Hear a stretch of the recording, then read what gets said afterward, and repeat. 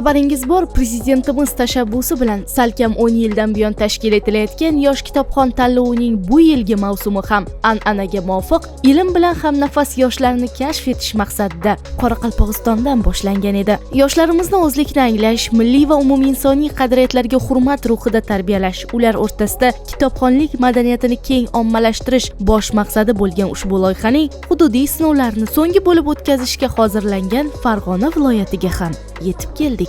Farg'ona shahrida joylashgan viloyat axborot kutubxona markazida ishtirokchilar yana bir bor hakamlar hay'ati a'zolari oldida galdagi kitobxonlik imtihonlaridan o'tishdi.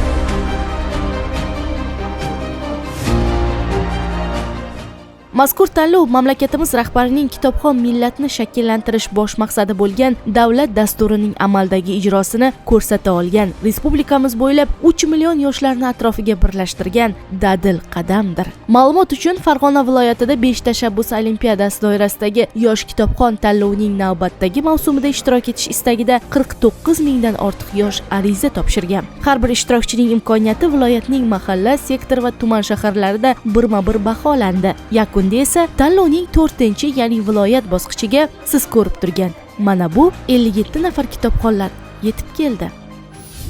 Davlatimiz rahbari tashabbusi bilan har bir yoshga kitobxonlik mahoratini oshirgan, o'zini ustida izlangan yoshlarga yosh kitobxon ko'rik tanlovi orqali ularni kitobxonlik madaniyatini yuksaltirayotganliklari uchun avtomobillar sovg'a qilinishi ham ular kerakli va zarur samarasini berib kelmoqda. Xulosa o'rnida shuni ayta olamanki, Farg'ona viloyatida kitobxonlik madaniyati 1 barobar, 2 barobar, balki 3 barobarga ham o'sdi. Buni biz yaqqol misolda yosh kitobxon oilada ishtirok etgan ishtirokchilarimiz kelgusida o'zlarining farzandlarini ham yosh kitobxon ko'rik tanlovida ishtirok etishlarini bevosita hamda bilvosita ta'minlagan holatda Farg'onaning kitobxonlik madaniyatini oshirishga o'z hissalarini qo'shib bormoqdalar.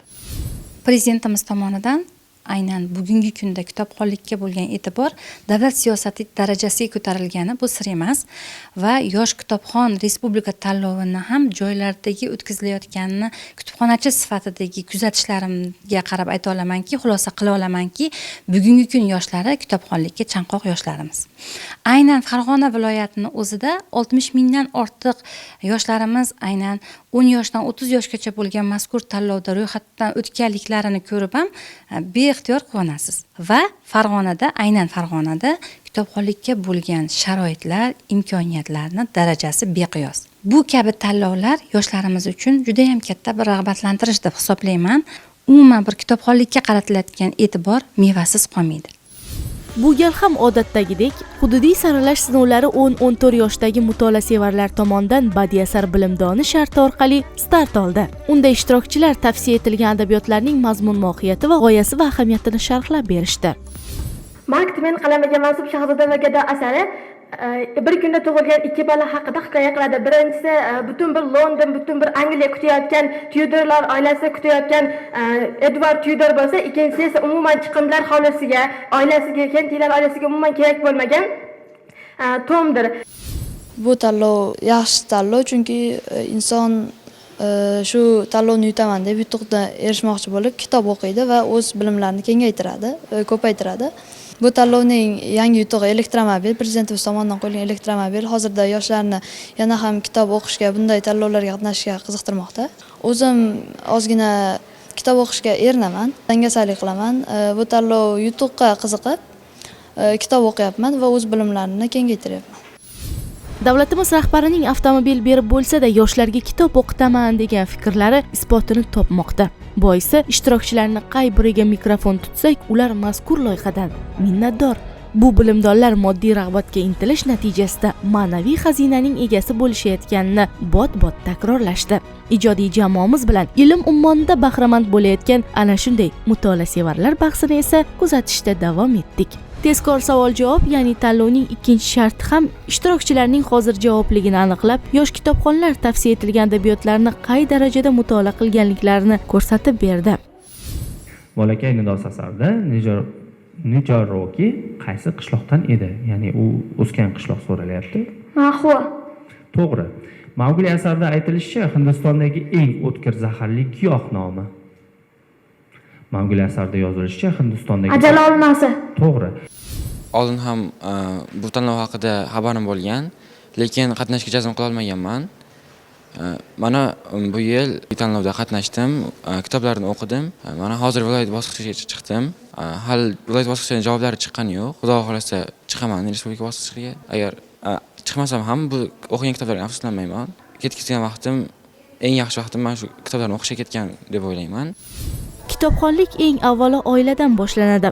Baxt qo'rg'onida unga bo'lgan e'tibor kuchaytirilsa, millat taraqqiy etadi. Mutolaaga bo'lgan muhabbat bolalikdan shakllanadi. Siz tasvirda ko'rib turgan 36 yoshli Nigora Obidova ham kitobga mehr qo'yganlardan. Shu bois u bundan 6 yil avval yosh kitobxon tanlovida ishtirok etib, respublikada munosib o'rinlarni egallagandi. Bugun esa uning ortidan farzandlari ergashdi. 5-6 yoshlarimda hatto bog'chaga kutubxonadan kitob olib kirib ketib, bog'chadan qaytishda o'sha kichkina erta kitoblarni topshirib chiqardim. Maktab davrida ham deyarli har kunim kitob bilan o'tgan.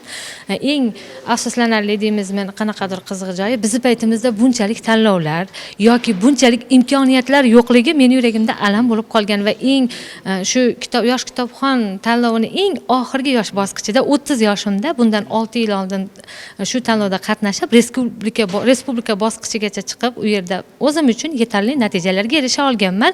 Lekin afsuski, asosiy yutuq prezident sovg'asi nasib qilmagan. Bu men uchun bir nima deydi, maqsad deysizmi, armon deysizmi bo'lib shakllanib, hozirda bir o'g'il va bir qizimni ushbu tanlov, nafaqat ushbu tanlov, umuman kitoblarga oshno tutuntirganman. 6 yilga armon, 6 yilga alam hali yuragimdan o'chib ketmagan va bor kuch e'tiborimni shu o'g'il qizimga, bu yil qatnashayotgan o'g'lim Isroilov Lutfulloh shunga qaratdim va Xudo xohlasa ishonaman, niyat qilaman, men erisha olmagan marraga farzandlarim albatta erishadi.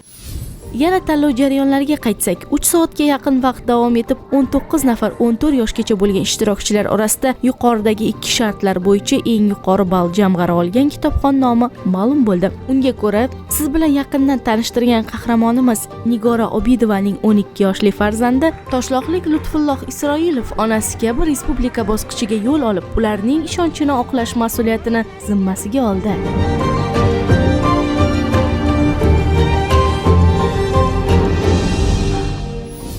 Men yosh kitobxon tanloviga birinchi yil qatnashdim va birinchi yilda respublika bosqichiga yo'llamani oldim. Men bolaligimdan kitob o'qishga qiziqaman. Onam ham mana shu yosh kitobxon tanlovida respublika bosqichiga chiqqan. Xudo xohlasa, respublika bosqichida prezident sovg'asi BYDni yutsam, dadamga sovg'a qilaman. Bizni yoshlarimiz kimdir sportga, kimdir kitobxonlikka qiziqadi. Shaxsan men o'zim ham kitobxonlikka qiziqqanim bois yoshlarimizga yosh kitobxon tanlovida qatnashishni tavsiya qildim va 15-19 yosh toifasi doirasida O'tkirova Mushtaribonu qizimiz munosib qatnashib kelmoqda. Mahalla bosqichi, sektor bosqichi, tuman bosqichi va mana viloyat bosqichida ham munosib ishtirok etishmoqda. Mana bugun ham O'tkirova Mushtaribonuni qo'llab-quvvatlagani ota-onasi va shu qatori men yoshlar yetakchisi ham qo'llab-quvvatlagani kelganmiz va ishonamizki, munosib o'rinlarni egallab, keyingi bosqichga yo'llanma olishadi. 15-19 yoshdagi ishtirokchilar orasida ham tanlov g'oliblari aniqlandi. Unga ko'ra, Oltiariqlik yoshlar nomidan ishtirok etgan Mohida Bonu Alijonova yosh kitobxon tanlovining respublika bosqichi ishtirokchisiga aylandi. Tanlovning qizg'in va murosasiz kechgan eng yuqori yosh toifasi 20-30 guruhidagi ishtirokchilar bellashuvi ham qizg'in va murosasizligi bilan barchaning diqqat markazida bo'ldi.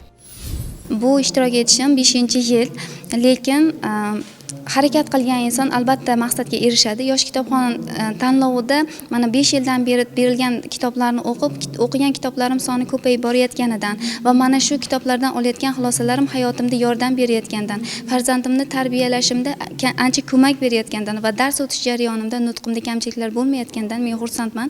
To'g'ri, respublika bosqichiga qadar yetib bormagan bo'lsam-da, bu tanlovdan olgan yutuqlarim juda ham ko'p. Mazaxchini o'ldirish kitobini o'qiganimda bir fikr keldiki, yengilishini bilsa ham harakat qilgan odam eng jasur odamdir va mana shu jasoratlar ichida unga omad bir marta bo'lsa ham kulib boqadi va biz ana shu omad uchun harakat qilamiz. Lekin kitob o'qigan odam hech qachon hech narsadan yengilmaydi va eng asosiysi aytish kerakki, kitob o'qishdan to'xtash, fikrlashdan to'xtash demakdir. Inson bor ekan fikrlaydi. Demak, biz mana shu tanlov orqali, shu tanlov sababchi bo'lib, kitobxon davlat qatoriga qo'shilish niyatimiz bor ekan va albatta biz bu narsaga erishamiz. Va buning uchun shu tanlovni tashkil etib berayotgan prezidentimizga va mana shu tanlovni tashabbuskorlariga, mas'ullariga o'z minnatdorchiligimizni bildiramiz. Mazkur yosh toifasidagi aksariyat ishtirokchilar uchun ushbu loyiha begona emasdi. Shu bois tezkor va hozir javob kitobxonlar orasidan g'olibni aniqlash hakamlarga ham biroz qiyinchilik tug'dirgani rost. Yakunda esa bilimga yarasha qo'yilgan ballar sarhisob qilindi. Natijada Farg'ona shahar Huvaydo mahallasida yashovchi Mohigul Uraimova eng yuqori natijani qayd etdi.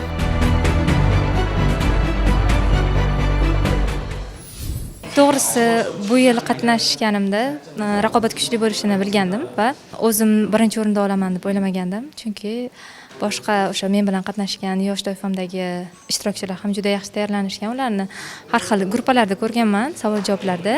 Bu yil respublikada ham birinchi o'rinni olishni maqsad qildim.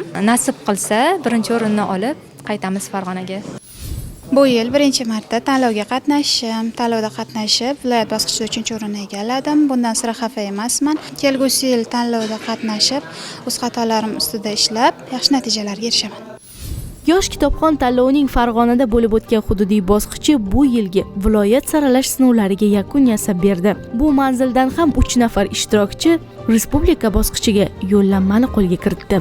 U yerda esa Farg'ona vakillarini yana bir katta sinov maydoni kutmoqda. So'nggi bosqichdan ham muvaffaqiyatli o'tganlarga esa prezident sovg'asi zamonaviy elektromobil topshiriladi. Demak, tez kunlarda yosh kitobxon tanlovining 8-mavsum g'oliblari kim bo'lishini bilib olamiz. Biz esa ijodiy jamoamiz bilan 14 kun davomida joriy yilning eng bilimdon, sara mutolaa sevarlari bilan sizlarni qisqacha tanishtirdik xolos. Finaldagi tafsilotlarni yetkazgunga qadar ko'rishguncha deb qolamiz.